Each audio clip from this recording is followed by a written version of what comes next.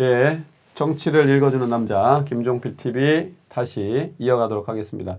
오늘의 주제는 4월 15일 총선에서 어느 당이, 그러니까 여당인 민주당, 제1야당인 미래통합당으로 이름이 바뀌었습니다. 그제 어디가 일당이 될 거냐, 여론은 어느 손을 들어줄 거냐와 관련된 내용을 저희가 한번 들여다보면서 전망을 하고 있습니다. 자, 이제 조금 전에 정리했던 대로 정권을 지원하는 힘을 실어줘서 현재의 정책을 지속하도록 할 거냐, 네. 아니면 회초리를 때려서 각성을 시켜서 재정비하도록 재기하는 제1야당 쪽에 힘을 실어줄 거냐. 네. 거기까지는 우리가 이제, 근데 이게 비등비등해지고 있다는 것까지는 한번, 그죠? 그렇죠. 여론조사에 추세가 왔죠. 지난 그러니까 18대, 19대, 20대 최근 실시된 앞서 실시된 세 번의 선거에서는 네.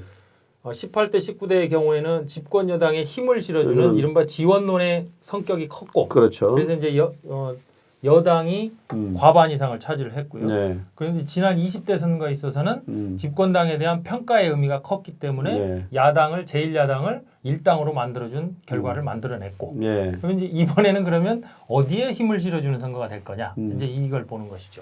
이제 민심의 추이는 이렇게 이제 거의 붙었어요, 그죠? 그렇죠. 그러니까 이른바 정권에 힘을 실어주는 것과 정권을 심판하는 것. 자, 그럼 이게 구체적으로 보면 더불어민주당, 여당이 일당이 될 거냐? 다른 당이 일당이 되기 쉽지 않아요, 그죠? 또 하나는 제1야당인 미래통합당. 네. 어디가 일당이 될 걸로 우리가 전망을 할 수 있을지.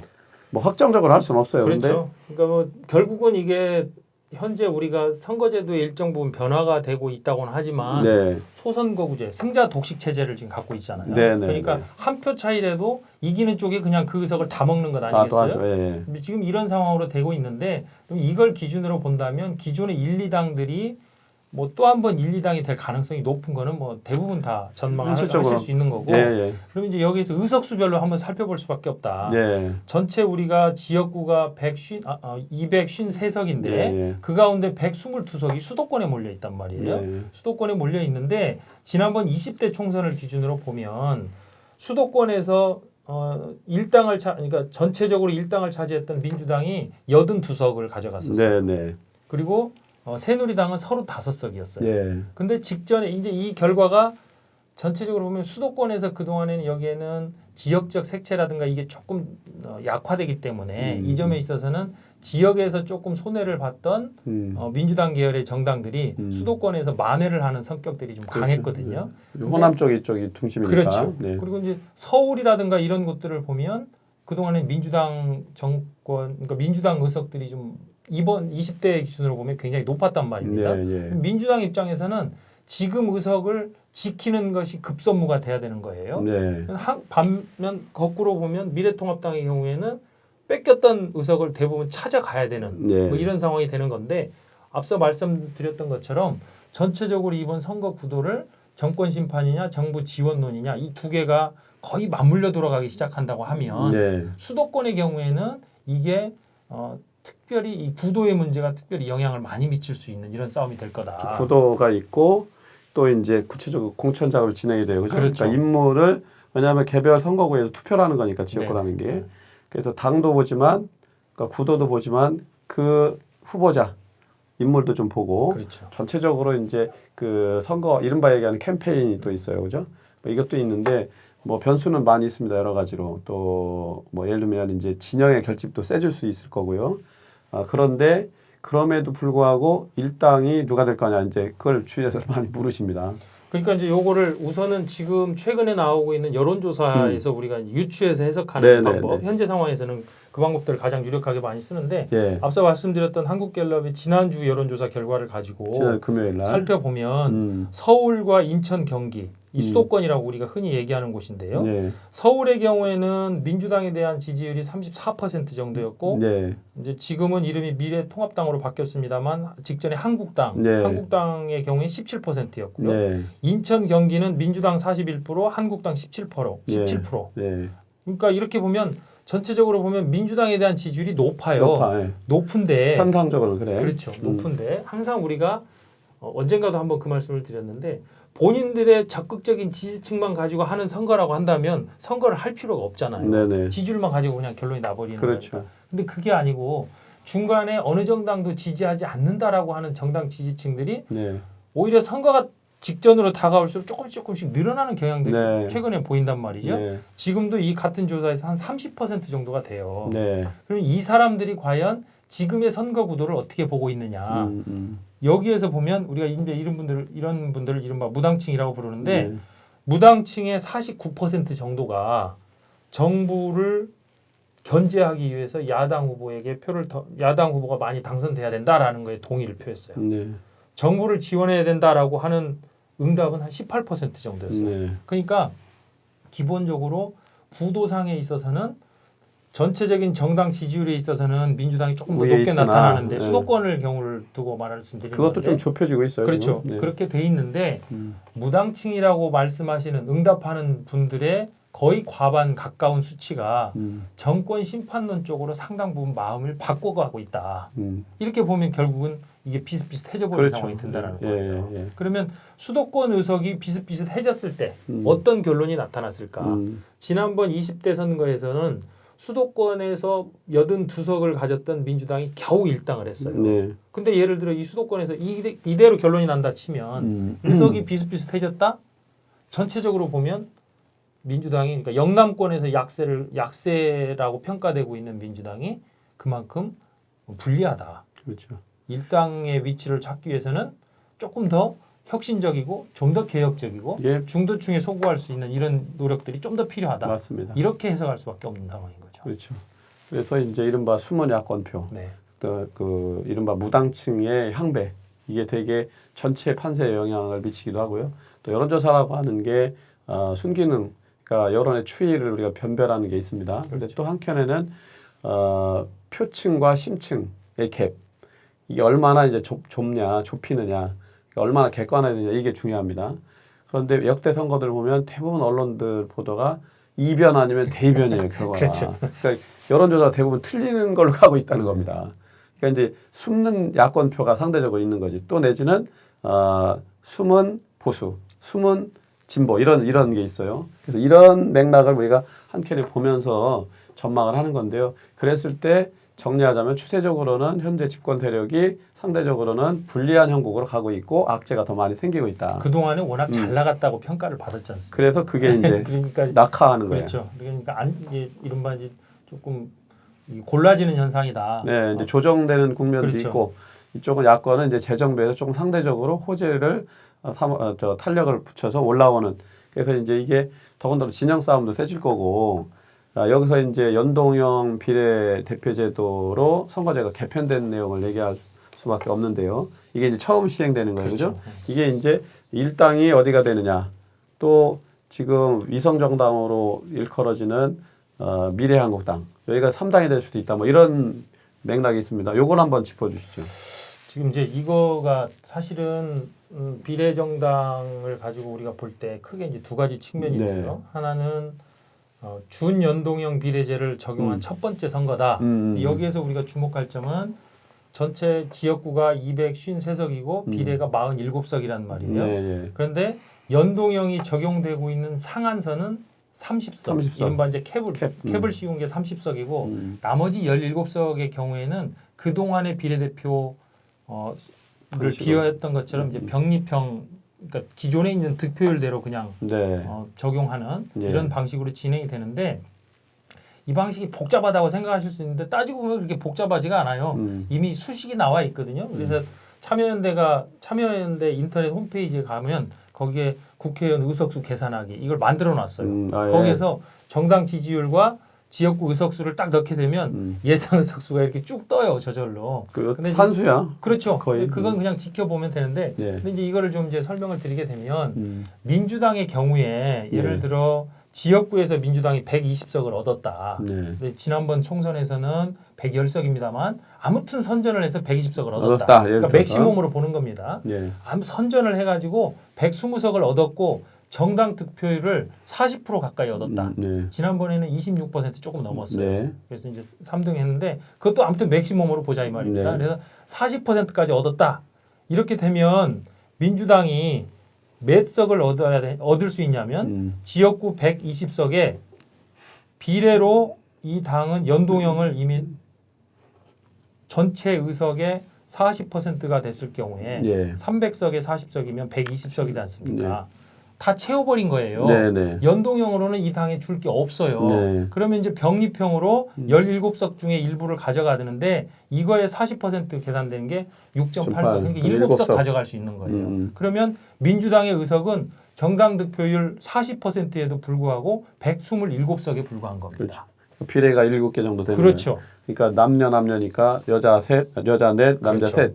이게 비례대표 치열합니다. 그러면 이제 이것도 맥스인 상황이야. 그렇죠. 최고죠. 맥시멈으로 봤을 때. 예. 그다음에 한국당의 경우에 네. 지역구에서 105석 지난번 의석대로 19대 때 얻었던 것처럼 미래통합당이 이제 한국당 새누리당이 이번에 이제 미래통합당으로 이름을 바꿨죠. 바꿨으니 이 당이 지역구에서 105석을 얻었다고 치면 전체 이 당이 예를 들어 예. 이제 여기는 미래한국당이라는 비례정당을 만들었단 만들었죠. 말이에요. 예. 비례정당을 만들었는데 위성정당을 만들었는데 이 당은 비례대표만 내보낼 거예요. 그렇죠. 그러면 지역구에서 한 석도 얻지 않아요. 그렇죠. 그러면 연동 30%인데 40%의 지지율을 받았다. 그러면 이 당은 전체 의석의 그러니까 40% 내에서 30석을 가져가는데 네. 30석은 캡이기 때문에 네. 그걸 다 가져가지는 않는데 실제로 그게 20석을 배분받게 돼 있어요. 네.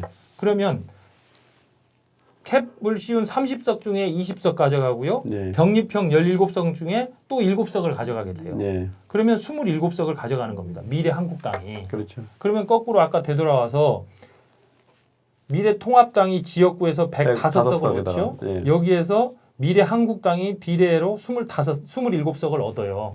그러면 132석이 되는 겁니다. 네. 네. 그러면 민주당이 아까 말씀드렸던 것처럼 127석이었잖아요. 그럼 2당이 돼요, 여기는. 2당이 돼버리는 거예요. 네. 40%라는 정말 한 번도 지금까지 받아보지 못한 높은 정당 지지율을 받음에도 불구하고 예견을 하더라도 이게 병립형 이번에 처음 준연동형 비례대표의 비례대표제의 결과가 이렇게 될 거라는 거예요.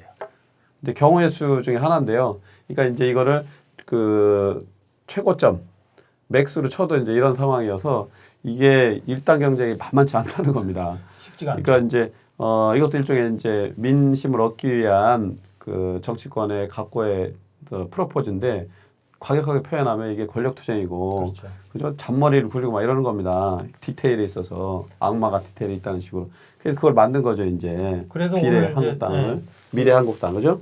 대표 연설 국회에서 이제 2월 임시국회 네. 오늘 개원을 하면서 네. 민주당 원내대표였던 이인영 대표가 네. 원내대표가 이제 대표 연설을 하면서도 네. 이 문제를 또 한번 거론을 했단 말이에요. 그러니까 네. 미래한국당이라는 정당을 통해서 21대 국회에 이른바 비례정당, 비례 네. 위성정당을 가지고 이런 식으로 들어온다고 하면 표심의 왜곡이다. 국회 21대 국회는 혼란으로 시작할 수밖에 없다. 근데 그러니까 걱정하는 어쨌든 거예요. 절차적인 그 룰 그렇죠. 법으로는 이미 합의를 했어. 네. 그러니까 이제 근데 디테일로 들어오니까 강론으로 오니까 이런 문제가 있는 겁니다. 네. 자 이제 어쨌든 그러면 일당이 민주당이 되는 경우가 있고 미래통합당이 될 수가 있는 경우가 있고 근데 3당은 이런 흐름이라면 미래한국당이 될 확률이 현재 높은 상황이 연출될 가능성이 있다. 그런데 이제 아무튼 끝나고 나면 이제 미래통합당하고 미래한국당이 이제 또 통합을 할 할 거예요. 네. 그러면 뭐 과반이 넘죠, 그죠? 과반은 안 되는구나. 과반은 되지 그래도 않더라도 여기에 이제 말 그대로 또 안철수 전 의원이 그래서 혹시 이제 의도 국민의당 네. 그다음에 이제 제3 세력을 추정해왔던 이른바 바른미래당, 대한신당, 민주평화당 네. 등의 이른바 호남권의 지지 기반을 둔 정당, 네. 이 정당 그다음에 이제 우리 정의당 네. 이런 정당들이 이제 각각의 의석들을 얻을 거란 그러니까 말이죠. 이제 뭐 블록 연합을 하겠죠, 그죠? 그렇죠. 이제 5당 체제가 만들어지는데 그러면 말 그대로 여기에서 뭐 대략 산술적으로 보면 여당이 절대 유리한 선거가 아니다. 그렇죠. 구도상으로도 그렇고. 구도로는 뭐 네. 불리한 선거죠. 구조적으로 그렇게 이제 준연동 비례대표의 그 예측으로 전망을 해볼 때는 그런데요. 근데 이제 이제, 여기서 그 저희가 이제 주목해서 봐야 될 지점 중에 또 하나가 선관위가 지난번에 이제 유권 해석을 내놨잖아요. 네. 비례정당의 그러니까 비례정당이 아니고 비례 의석을 위한 후보 네. 이 사람들을 순위를 이제 해서 이제 각 정당이 내놓을 건데 이 추천 과정을 민주적 절차를 절차를 꼭 반드시 밟도록 그렇지. 명기를 하고 선거법에 이미 명시가 돼 있어요. 그렇죠. 돼 있는데 이 그러니까 순서를 예전처럼 그러니까 비례 후보에 대한 전략 공천이 불가능하도록 돼 있어요. 그래서 민주적 절차로 경선을 하라고 돼서 제한적이든 전면적이든. 그렇죠. 그러면 그 결과를 선관위에 제출을 해야 됩니다. 네. 선관위가 판단했을 때 이거는 민주적 절차가 아니다라고 판단하면 후보 등록 전체가 취소될 수가 있어요. 네. 그래서 말 그대로 이게 그러면 비례 전문 정당이라든가 아니면 비례대표 추천 과정이 거꾸로 선거가 끝난 이후에도 이거에 대한 해석이라든가 이런 절차를 가지고 오히려 이게 잘못됐다. 그렇죠. 이런 결과가 또 나타날 수 있는 혼란과 거예요. 정치 불신을 초래할 수도 있는데 네. 그 싸움부터 세게 하겠죠. 근데 이제 일단은 그거를 방어할 수 있는, 흡수할 수 있는 대응을 이제 하리라고 보고요. 그건 이제 차후에 예견될 수도 있는 뭐 그런 상황을 하나 이제 우리가 체크를 해봤습니다.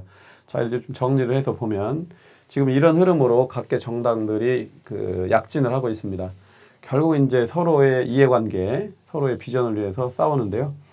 그러면 일당을 위해서 또 내지는 상대적으로 정치적 승리를 얻기 위해서 각각의 셈법이 다릅니다. 그렇죠. 근데 이제 그거는 어떤 정치적 메시지도 있고 또 공약 등의 어떤 의제도 있을 수 있어요. 그죠? 근데 저는 이제 우리는 이제 종합적으로 혁신 경쟁을 해야 하고 국민들 마음에 들어가는 이른바 감동. 그렇죠. 그죠? 이 정도까지 정말로 바꾸고 있고 여기한테 이쪽이 제기하는 쪽에 손을 들을 수 있다. 이렇게 이제 가야 될 텐데 그렇죠. 그것을 구체화해서 이들은 무엇을 어떻게 준비하는지를 한번 정리를 해보죠.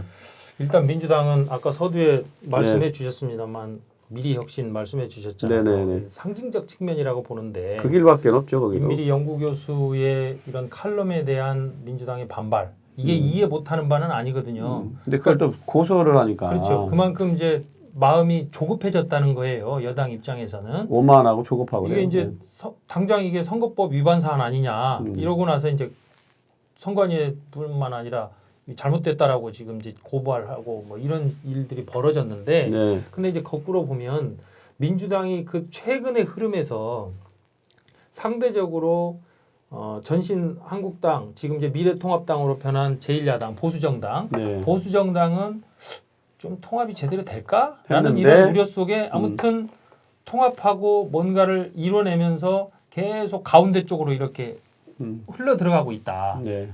근데 거꾸로 이 당은 조금 더 혁신하고 조금 더 적극적으로 개혁성이라든가 이런 거를 표출해 줬으면 하는 기대를 받았던 여권의 경우에는 이게 아니고 좀 말씀대로 자책골 넣는 방식으로 네. 자기 발등을 찍는 이런 형식으로 계속 이뤄지니 네. 국민 눈에는 한쪽은 통합하고 뭔가 새로운 거를 보여주려고 노력하고 이쪽은 자꾸 실수를 하는 것 같고 네. 그럼 당연히 뭔가를 해보려고 노력하는 정당에 힘이 더 실릴 수밖에 없는 거겠죠. 그렇죠. 이거는 뭐 저희 의견이랄 그러니까 현재 뿐만 민심이 아니고, 그렇죠. 그렇게 제기하고 있어요. 네. 그러니까 최근에 직전에 우리 오늘 아침에도 여권의 이제 한 고위 관계자도 네. 그 점을 지적을 했어요. 네. 말 그대로 근데 이게 뭐 고착화된 여론이라고 볼 수는 없습니다. 그렇죠. 이 선거가 다가올수록 수시로 변하는 건 맞는데 2, 3일 전에 최종 결정하는 분들이 많고 그렇죠. 근데 그때까지 이제 어떤 흐름으로 갈 거냐를 우리가 지적하는 거 아닙니까? 한없이 겸손하고 낮아져야 되고 자중자애해야 되고 이건 당연하면서도 네. 근데 이게 지키기가 쉽지 않아요. 네. 조급해지다 보면 실수하기 마련이지 않습니까? 근데 이제 갈수록 근데 여권이 왜 저런 실수를 할까라는 이런 실수들이 계속 나오고 있으니 네.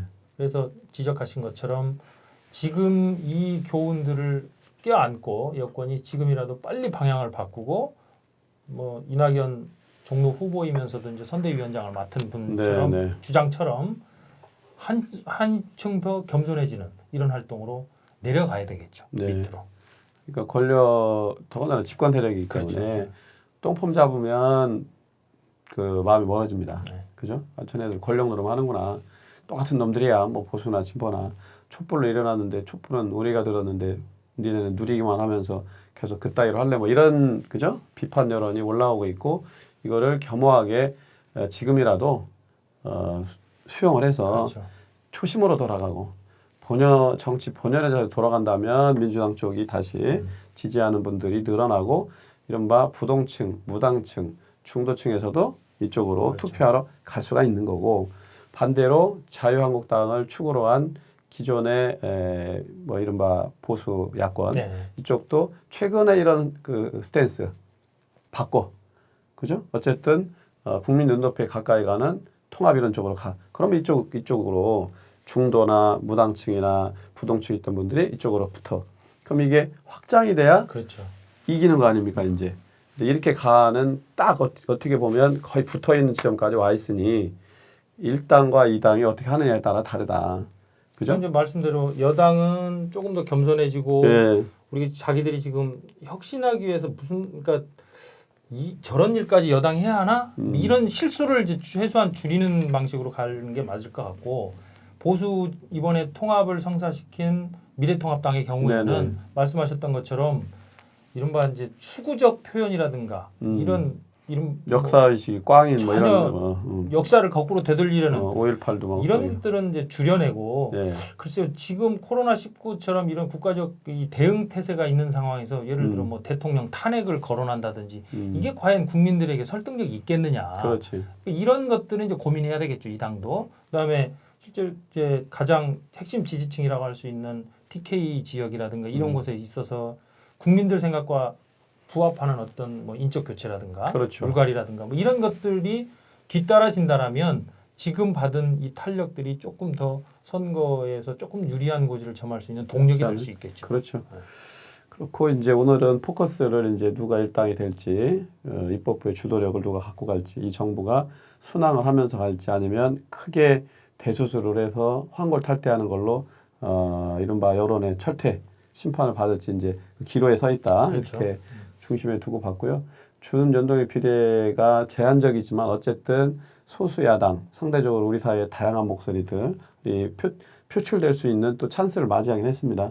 이 제도가 사실은 뭐 전체 의석도 저희가 처음 이 제도 도입된 거에 대한 평가를 할 때도 네네. 분명히 진일보한 측면이 분명히 있다. 예. 새로운 변화를 만들어낼 수 있는 하나의 기제는 되다 불안정한다고 하지만 네. 근데 이 제도가 가져오는 변화는 사실 선거 시점에서 하나씩 나오는 거를 보면 전에 없었던 정말 묘한 현상들을 많이 만들어낼 거예요. 네네. 정강 정책에 대한 연설이라든가 정책 토론회라든가 이런 것들은 비례 후보를 추천한 정당에게만 허용이 되거든요. 된다고요. 예. 그럼 미래통합당이 예를 들어 비례 후보를 추천하지 않는다. 네. 그 후보는 정강 정책 토론회에 못 나올 수도 있어요. 그렇죠. 그 정당은. 네. 이게 그러면 지역구에 또 어떤 영향을 미칠 건가? 네. 이것도 또 따져야 될 대목이거든요. 네. 오늘은 이렇게 정리하겠습니다. 뭐 소수당에 관한 부분은 또 준연동형 비례제로 선거제도 개편된 거에 따른 다른 뭐 긍정적 변화와 또 한계와 이런 부분들을 나중에 한번 검토해 보도록 하겠습니다. 오늘은 제1야당 누가 될지 사활을 걸고 싸우고 있는데 어느 방향으로 가는 게 민심에 가까이 가고 또 정치 발전에 기여할지를 한번 살펴봤습니다. 오늘 이렇게 정리하겠습니다. 1, 구독, 2, 좋아요, 3, 공유, 4 댓글. 아주 좋아. 마치겠습니다.